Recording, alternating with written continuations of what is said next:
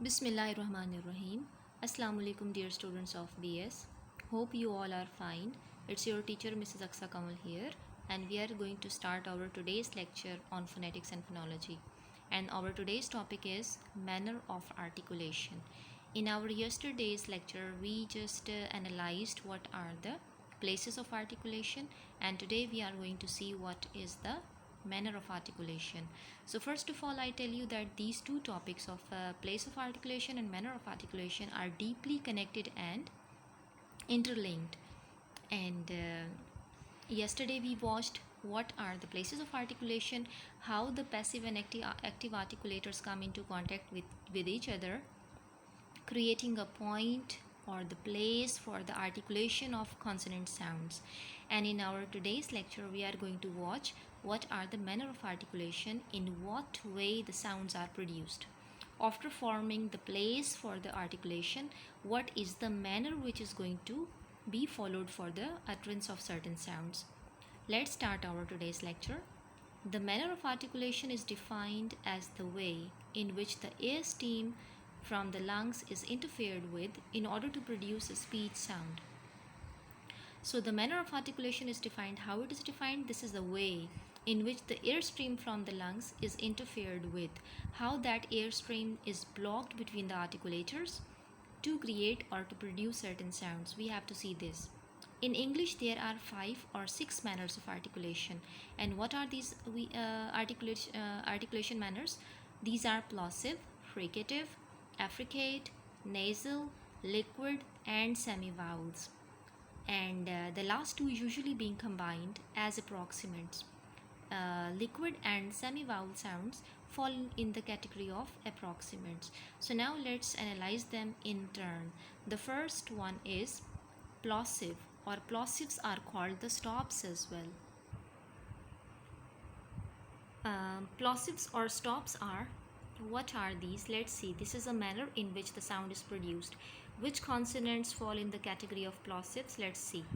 In this type of articulation, the total or complete blockage of the outgoing air stream takes place in the oral cavity. The velum and uvula are raised and pressed against the pharynx wall to prevent air escaping through the nasal cavity. So the very first and the prominent feature of the plosive or stops is that it is a type of articulation in which the total or complete blockage of the outgoing air stream takes place. How it is? That first of all, when we create certain sound, when we want to produce a sound from the oral cavity, the air stream from our lungs is blocked in our mouth. Let's suppose if we are going to say bat, b.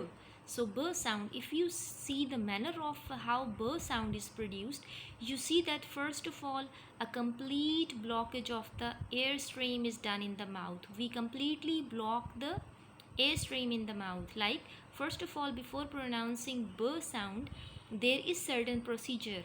What is that? The air is fully compressed first of all behind the teeth. The airstream is completely blocked behind the lips and the sound of b is at once produced. We say b, and the sound is loud enough that a plosion can be heard.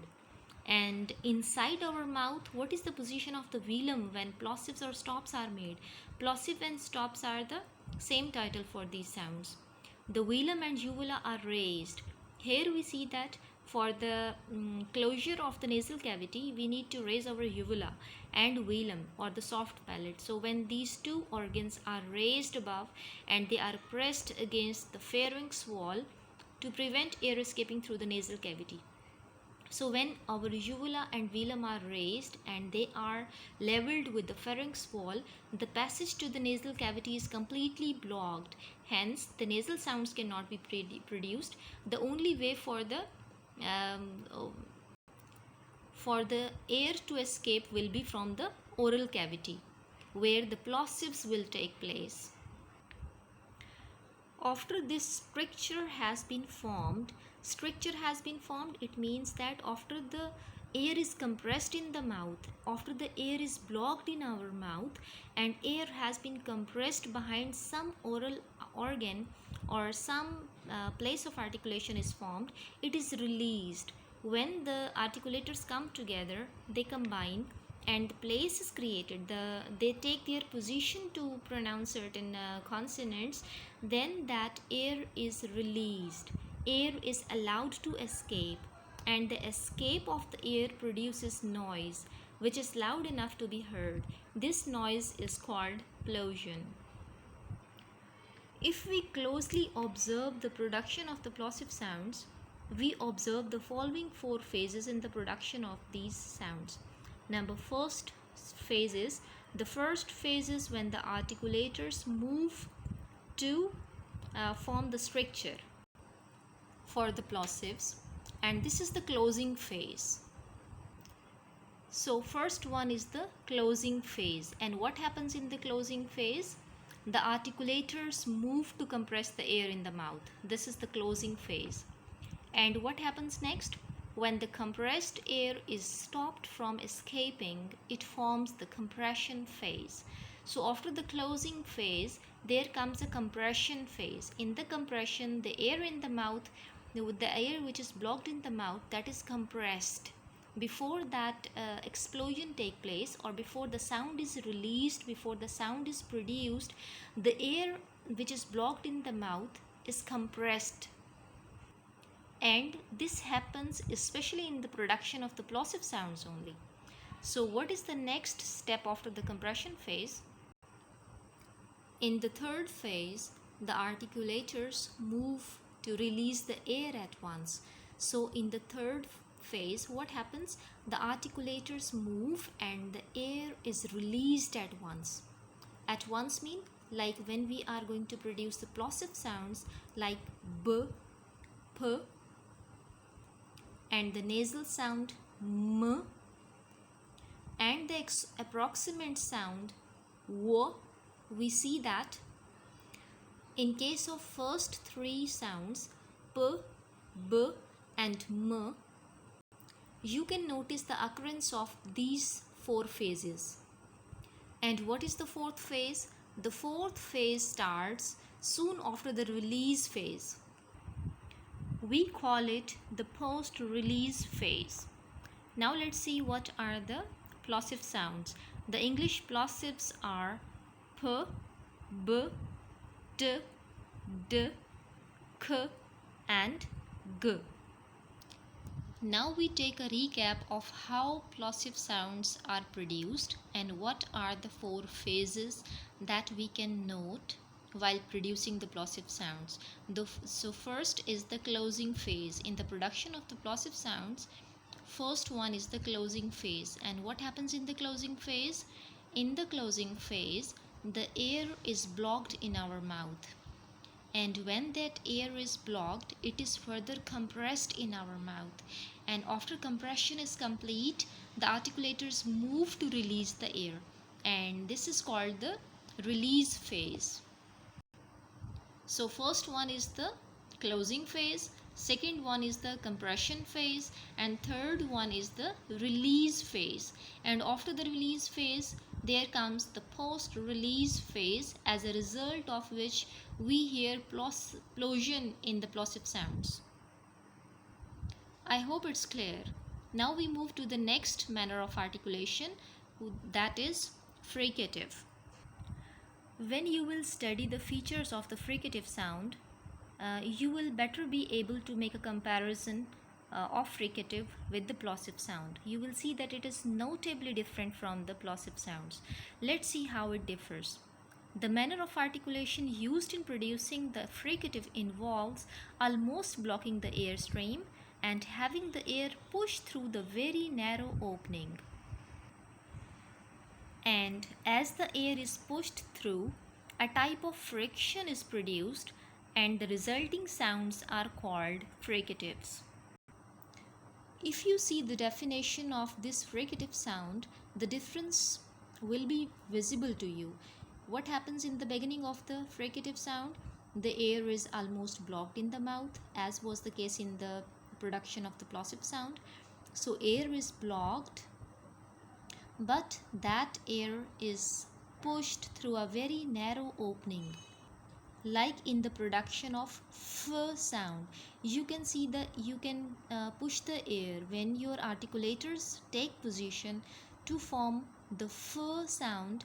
Your articulators combine, but they do not completely block the air.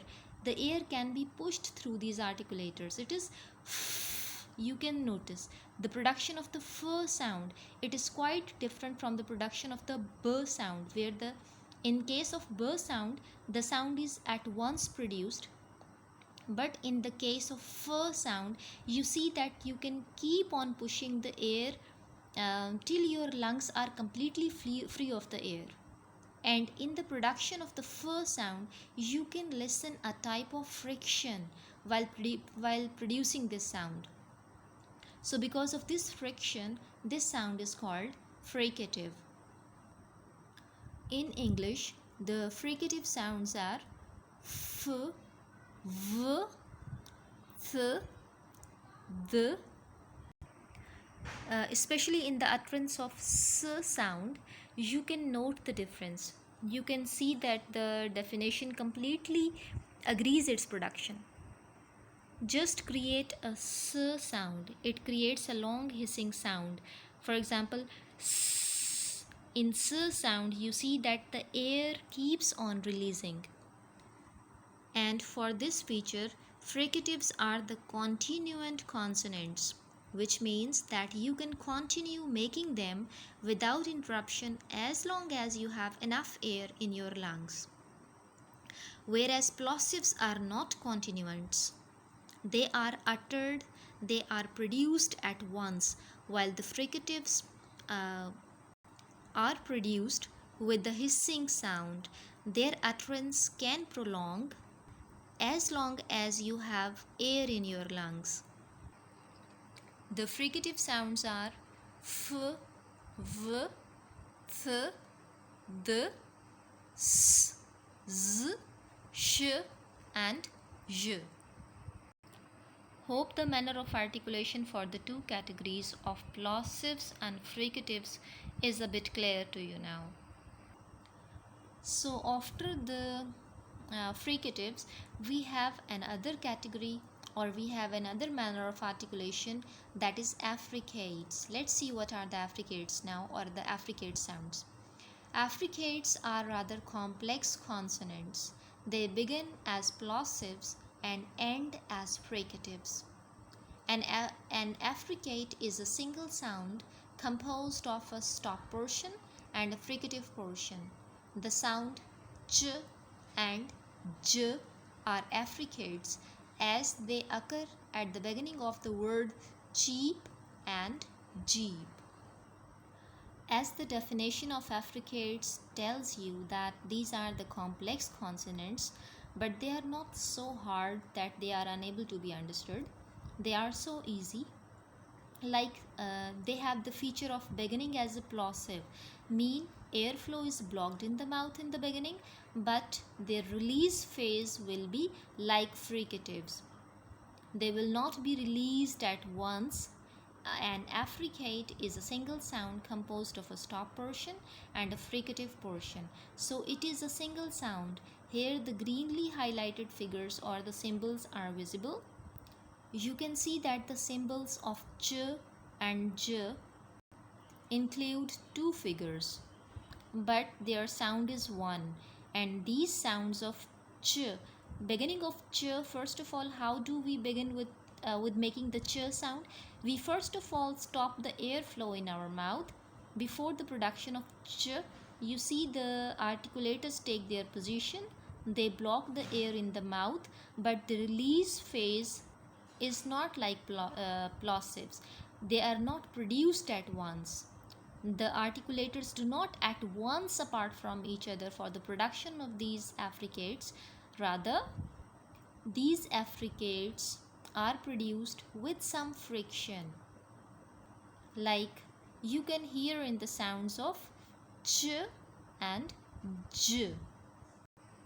I hope you are getting my point. Now, after the affricates, our next manner of articulation is the nasal. So, what are the nasal consonants or the nasals? Let's see. When the velum is lowered and the air stream is allowed to flow out through the nose to produce m, n, and ng sounds, these are described as nasals. The three sounds are all voiced.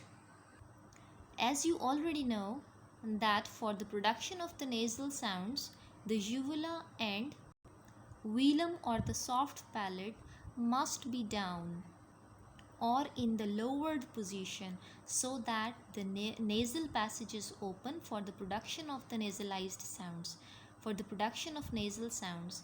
And when this position is taken by the articulators, the sounds which are produced are in the manners of nasals, and these sounds are m, n, and n, and the sound of n and g, and the combination of n and g, it is ng.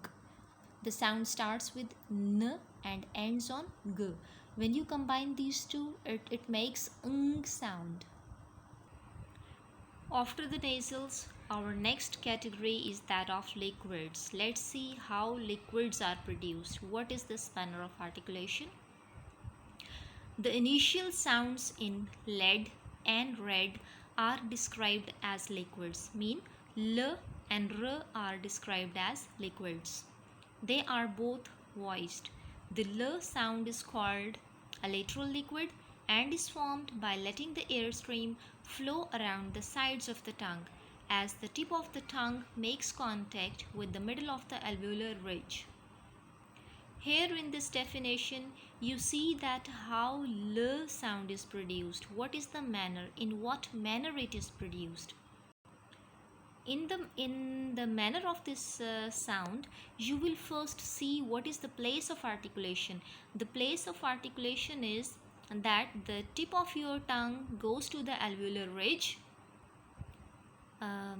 and your tongue touches the middle of the alveolar ridge, and after this position is taken up by the tip of the tongue and alveolar ridge, the air stream flows from the sides of the tongue, like in l sound.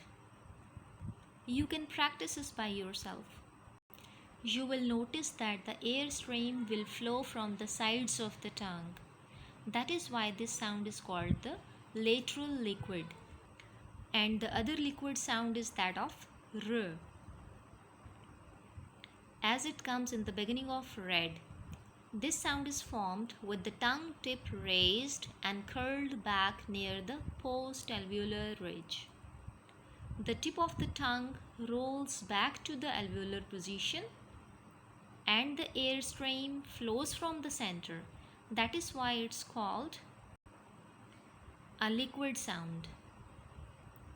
The special feature of the liquids, as you have seen in the utterance of l and r sound, is that your mouth is in open position, and when the articulators take their position, they are unable to completely block the airflow.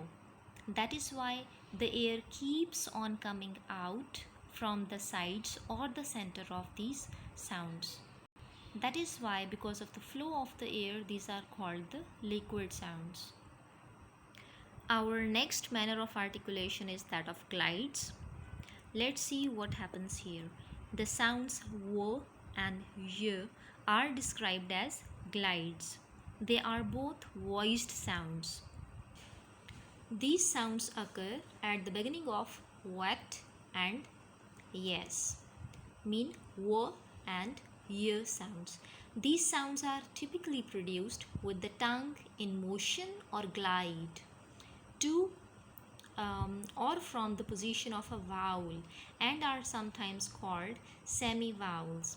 So the special feature of the glides is that they are uttered like vowel sounds. They are uttered more with the movement of the tongue only. No other articulators come in contact with each other as happens in the other sounds. For this feature, of the movement of tongue, or the tongue comes in the gliding position. That is why these sounds are called the semivowels. And in some approaches, the liquids and glides are combined in one category called approximants. So why these sounds are called approximants? What is the feature of approximant sounds? Let's see. So named, or these sounds mean liquids and glides, are called approximants for the reason that they merely approximate.